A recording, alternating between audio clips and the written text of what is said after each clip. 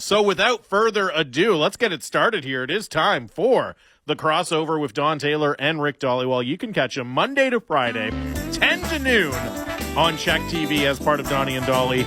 And they join us now, as they do every Wednesday, for the crossover. Rick, how are those bananas, buddy? I asked Taylor, I go, do I got time to eat a banana? And he goes, yes. I wasn't going to eat it. Well, and then you did. I snuck it in. You had time. Rick, if you eat a banana like that, you've always got time for a banana.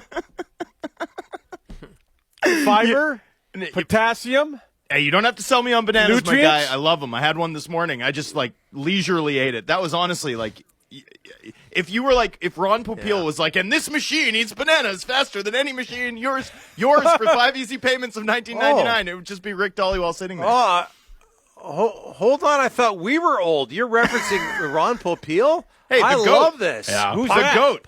Pocket Fisherman. The food dehydrator. Late night Let's infomercials. Yes. I'm more of a Was Ron slap guy? Popeil? Oh, man. No. That wasn't him. That but guy. Ron No. Popeil had a product. Do you remember his product? I believe it was Ron Popeil. It was called GLH. It was spray-on hair. Yeah. Which I'm thinking Heck yeah. some of us here, including myself, could use. Okay, I just Googled Ron Popeil. Now I remember him. He's the greatest pitchman of all time. He's the infomercial guy. Yeah. Love Ron Is he Popeil. still with us, by the way? I don't know. Because he would have been up there a long time ago. No, he's not. Died in 2021. Sadly. R.I.P. R.I.P. Ron Popeil. Anyways, all right. So, guys, I mean, there's no shortage of things that have developed since the last time we talked. Forget it. Yay. That's right. Sorry. No shortage of things that have developed. JT Miller stuff over the weekend, we'll get into it. But in the midst of it, I mean, the Canucks, they got games on the schedule. They're still playing games. The one on Saturday went pretty well for them. That was fun. Last night, though, back to not getting blown out or anything, but just the lack of energy in that game, top to bottom, from Vancouver, from the Sabres, I thought. The crowd's not into it because the teams aren't into it. That was a tough watch. And, of course, it doesn't help that they end up blowing a lead and losing in regulation. But it just seems that the atmosphere, the vibes around this team are so bizarre, it's impacting the entertainment value of the product as well. You just made a great point that we didn't make on our show. That rarely happens, Jamie. But, the Sabres didn't have a lot of energy last night. No, they were bad, too. They played the night before. It was boring. And how do you not get inspired by what happened Saturday? How can you not carry some of that emotion over? You're playing a last-place team that had played the night before in Seattle and lost, and you have a 2-1 lead midway through the third period, and not only do you lose, but you lose in regulation. You don't even get a point out of it. And I'm saying that is, to me, the low point of the season, as bad as those losses to the Jets and Kings were, because you should have been inspired by those two losses too. It was horrible last night. I felt really, and I'm not the only one. I don't think in this town. I know I'm not. I felt indifferent afterwards, and that's the worst thing that can happen to a pro sports franchise when you've got people in your city going, feeling indifferent. That was really bad last night. Yeah, and guys, I just don't understand the one step forward, one step back. Last year they had winning streaks, numerous winning streaks.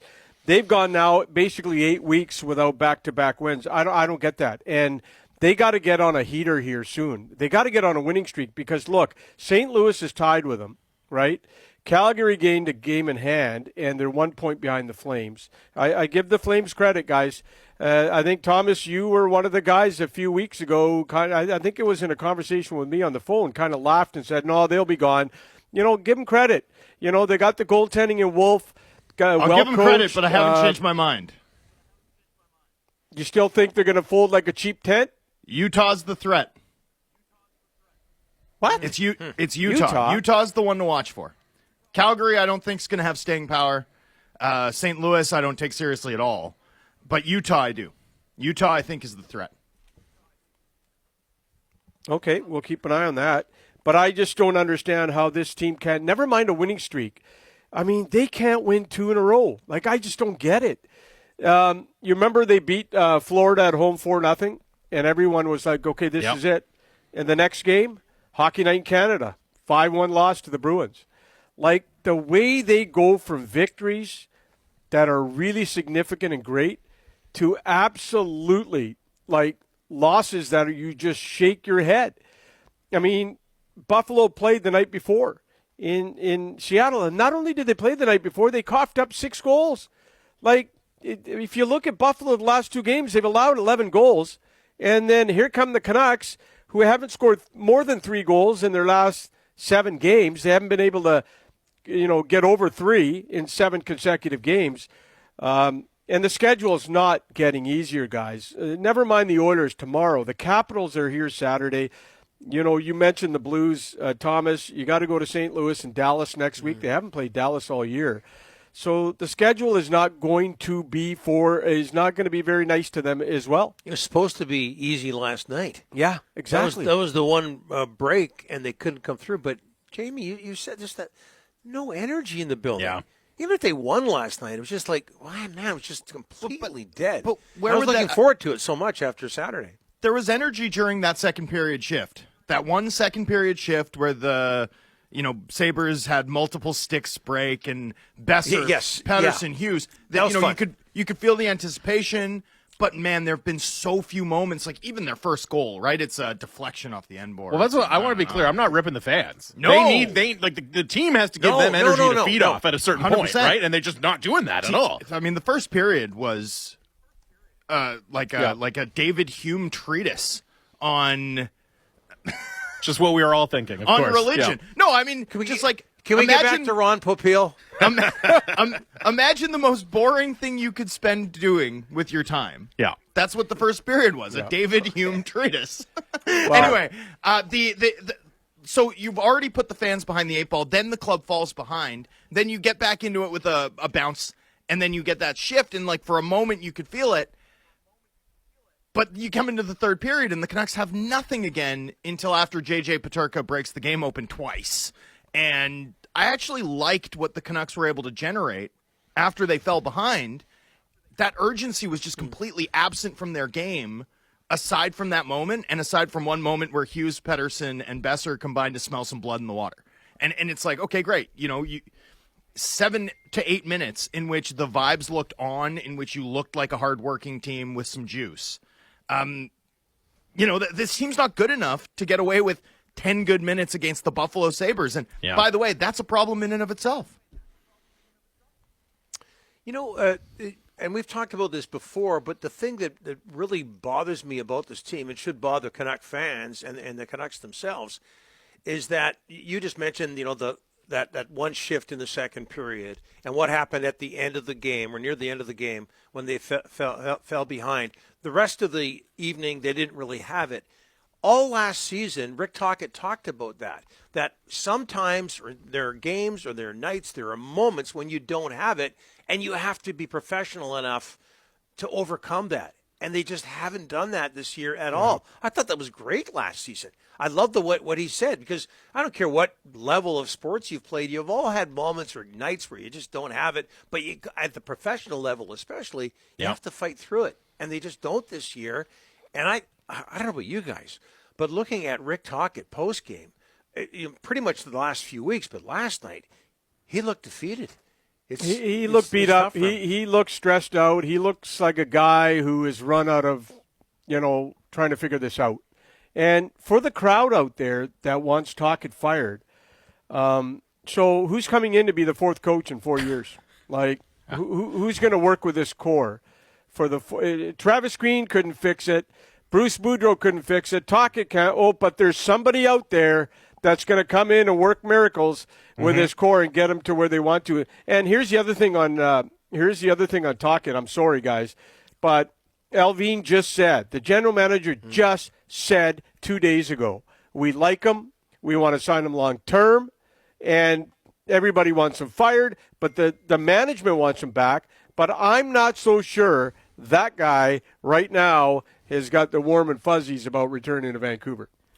Well, and They just called it a two-way street. Yeah, we're like, first of all, you're preaching to the choir, Rick, about the 4 coaches in 4 years. I completely agree. Like, there's that is just absurd to me. That it's like, oh no, it's just the wrong coach again. We just got to go and find another fun offensive guy to get back to the no, absolutely not. I do think we're kind of dancing around the elephant in the room here about talking about the vibes and the lack of energy and how off everything seems, how off Rick Tocchet seems. The JT Miller stuff. I mean, when you get to the point that we got to on Saturday, and I know you were all over the story, Rick, and you and Drance had a great piece up at The Athletic over the weekend. When you get to the point where a guy is almost held out because it seems like a trade is imminent, then it falls apart. Now you're in this kind of weird area where we know they're trying to trade him, but he's still here. He's still with the team. Nothing seems imminent. I mean, how could the vibes not be off, right? Like, that's got to be difficult for everyone. And I get it's not as easy as just picking up the phone and saying, all right, we're doing a deal. He's gone today. But how long can you sit in this? This is painful. I don't think it's It's obviously not helping the team. It is. It's tough for the fans. It's tough to watch. I get it. You can't just give them away for nothing. You got to try to get the best deal. But, man, it feels like you need to rip the Band-Aid off, too. But you know what? The pro sports in general, but let's stick with the professional level here. It is full of, maybe not full of, but there are examples of teams where nobody gets along, or some of the key players don't get along, and yet they somehow survive. In fact, they thrive and they win championships. I'm going to go Ron Popeil here for a second and look back to the 70s. The Oakland A's with Reggie Jackson and Vida Blue and Blue Moon Odom, they hated each other. They couldn't stand it. Gene Tennis, none of them liked each other. There were no friends on that team. They won 3 World Series in a row. And it can happen. And what's going on with the Canucks right now is nothing. So maybe it affects Miller and Pedersen. What about everybody else, Rick? Yep. What about everybody? It affects everybody. You're trying to hold on to jobs. You're trying to win games. You're trying to improve your legacy. Whatever the case may be. I don't know. I just at some point pride's got to kick in, but you can overcome stuff like that. There's other examples too. That was an old man example. Where was I think Brock said 2 days ago at practice that the outside, the noise, it's been the worst since he's been in Vancouver in 8 years. And you know what? The noise, and he's dealt with a lot of coach. Like, what a statement. And he's dealt with it. Remember with Boudreau where his age. So Besser guys, spent years on the trade block. Like years. This guy years. spent years on the trade block. If he's saying it, we should weight that heavily. Yeah. That was Brock saying the outside noise this year is probably the worst he has seen it. That's something for a guy who's been here since he was drafted by the Vancouver Canucks. And look, management has to take blame on this. You come out in an article and rip Pedersen and then say he's available 3 months into an 8-year deal, okay?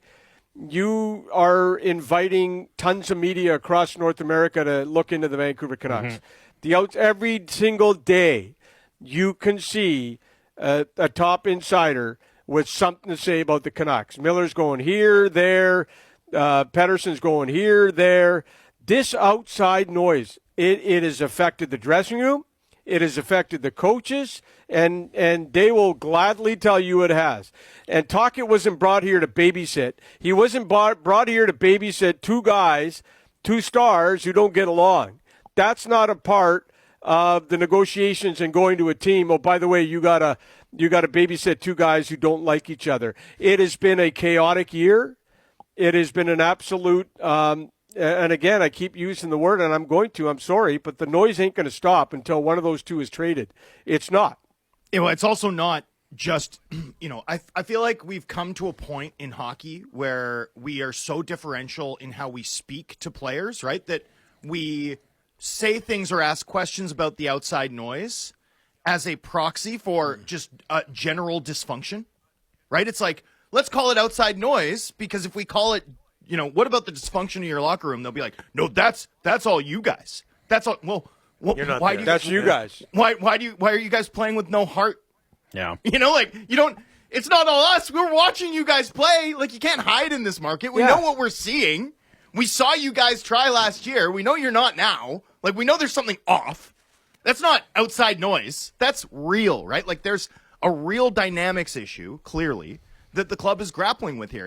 It's not the noise that's been worse than ever. It's the sort of overall day-to-day operation that's clearly in this group's way. And we're seeing it night to night. And Donnie, to your point about, hey, guys can not get along, but the team can still have success. You're absolutely right. I mean, there's a lot of examples of that throughout pro sports. They're just not doing it. Well, and the thing is, I think if they trade Miller, the easy way to frame it is going to be they traded Miller because him and Pettersson didn't get along.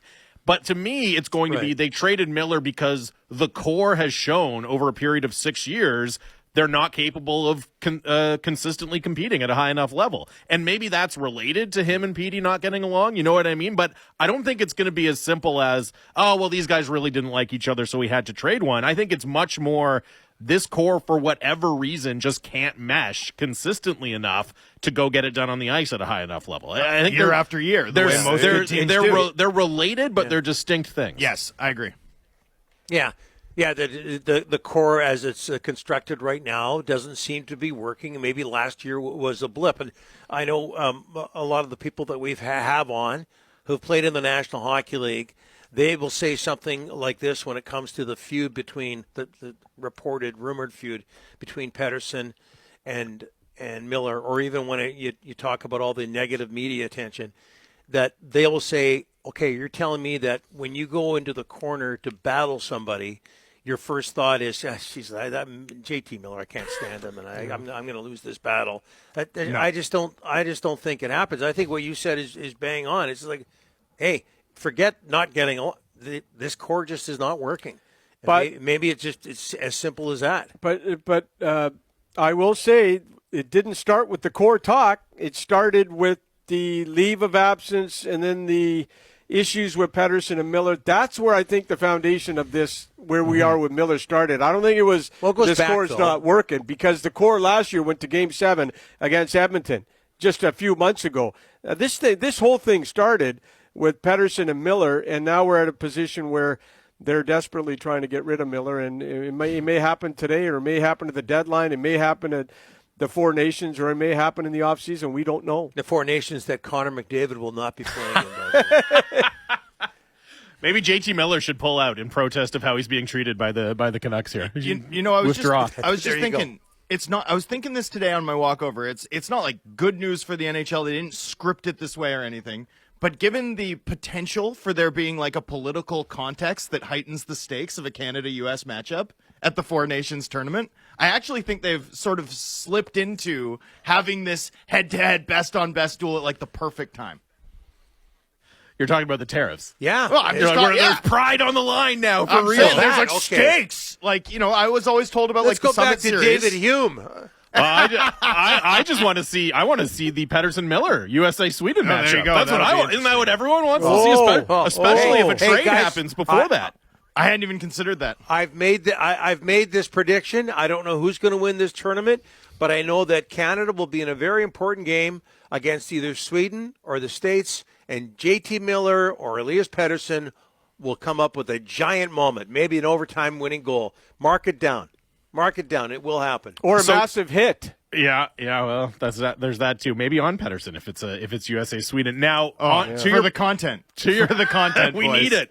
To your point, Rick, about look, it could happen today, it could happen next week, whenever. I mean, what's the latest you're hearing? And I also know Drance's colleague Pierre LeBrun reporting that the Canucks maybe have changed their stance. They're a little more willing to take back futures, draft picks, prospects than they were before. Which is consistent with what Rick and I were hearing over the weekend, which is more than anything, we are open-minded. The idea of looking for a center, like, that's out the window. This is too complicated for us to be pick and choose. Is that also a sign that there is some increased urgency? Like, hey, yeah, we could take this to the summer, but, man, we'd really prefer to get it done here in the near future. As I've said for a while, the offers for him have not been great. If they were great, the deal would have been done by now, right? The Canucks are not dealing from a position of strength. And to make things worse, the Canucks are struggling on the ice, so, it makes them even look more desperate. Everyone's talking about New York, right? Well, the Rangers, last time I checked last night, are 6-0-3 in their past 9. They're not as desperate as they were 3 or 4 weeks ago when they were in a bad spiral. And maybe would have given up more. Now they're 6-0-3. They're feeling good, and you know what? Maybe we don't have to give up a ton for JT Miller, right? I don't get the sense this morning anything's imminent. And Miller's not been. When I checked in this morning, he's not been asked to waive his no move. Like I said, this could happen in 5 minutes or 5 days or 5 weeks. Who knows? Sometimes you hear they're close with a team. Sometimes you hear that they're not close. It's all over the map, guys. It really is. Yeah. I just struggle to imagine when you watch this team play. I struggle to imagine this continuing for too much longer. They definitely want to get it sooner than later. Yeah. Hey, why did management huddle up at Rogers Arena Saturday morning for hours? And it wasn't 1 or 2 hours. Yeah. They didn't huddle up. You don't huddle up at Rogers Arena unless there's a trade deadline. That's the only time they do it. These guys got together Saturday morning and said, hey, let's lock this door and try to get this done. And they apparently were very close. But, why are they want this done sooner than later. The urgency is the proof of the urgency is them getting together Saturday morning in a room and saying, let's get it done. Yeah, the club also this week. The club also this week, of course, having mid-season meetings for amateur and pro scouting staffs. So those meetings. I get that. There were meetings, the but Saturday meetings weren't part of that. You're right. Like I'm not. Yeah, that's what I mean. Yeah. Thank you. Yeah. You okay, buddy? It's an emotional story. Emotions running high here. Another thing from One more banana.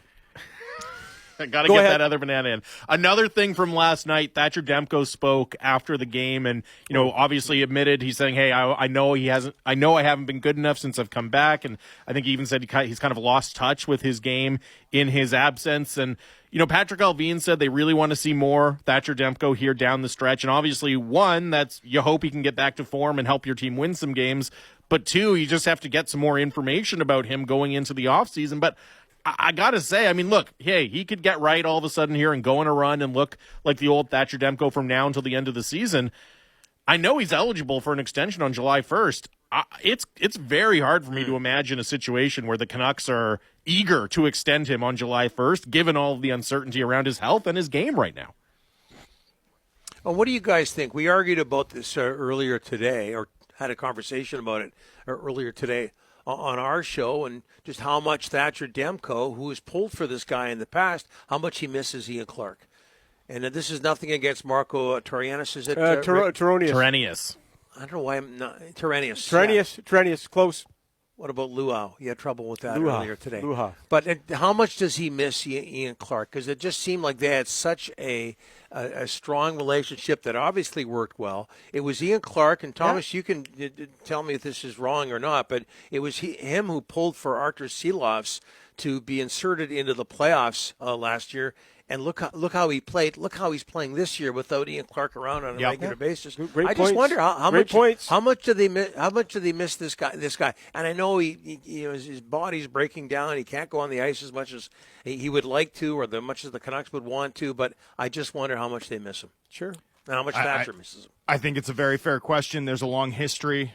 Sergei Bobrovsky, Elvis Merzlikins, Jonas Korpisalo of sort of Ian Clark goaltenders struggling in the immediate aftermath of the club moving on from him as a goalie coach. And, sometimes for some of them, certainly for Bobrovsky, it's somewhat short term, right? They find their game, but certainly a valid question given that history statistically. And look, here's the truth of the matter. The Canucks 5-on-5, dating back the last 10 games in which they've only won 2 of them, 8.82 save percentage, 5-on-5. Like you're not winning anything when your save percentage is that low. It's just too hard in this league right now. So Demko had some critical commentary about his game. He's right to have that commentary. He's got an 8.62 save percentage, dating back, his last 5 starts, since returning basically. This team's goaltending has been poor, and this team's not finishing their chances. And while they're playing, pretty dull, low-event hockey, coin flip hockey effectively, there is an element to which they're not getting dominated most nights, and in fact, some nights they're the better team in carry play. They're just not getting enough finish, and so they're not getting enough finish. They're not getting the saves. They don't have the offensive juice, and the vibes feel bad around them. And it's just bad combination. Great. Yeah. I still think they're a better team than this, but it's hard for me to really bang my fist on the table and say they're going to regress when you add all of that together. back to Demko for a second. There were a couple of moments last night, and I'm using one game as an example, and maybe that's not right, where he made a save. This happened twice. He made a save, and he looked behind him. Yeah. I just wonder about his confidence level right now. I mean, we did not see that last year or the year before that. You just didn't see that. I don't know if you remember those moments, but it just struck me that he's a really confident guy, borderline cocky, and I mean that as a compliment at the pro level when you're an elite athlete like he is. And I just don't remember seeing that. So I'm wondering where his confidence is right now. Well, in his defense, he missed Injuries, 8-9 months. Injuries, yeah. And here's the other sure. one for you. Not only did he, pop Latias, but he only came back for 1 or 2 games. Before that, he was out 2 months. So you can honestly say he's been out 10 months and expecting him to be a Vezina guy. Jamie, you mentioned Demko's contract. I want to say this. Yep. Canucks can start talking to him July 1st, but money's not going to be the big issue. It's going to be term because the Canucks want to see durability down the stretch here because, he had the back spasm. The biggest thing with Demko is can you invest 6, 7, 8 years with him knowing he's going to get banged up every 5 weeks. So it's really a durability call.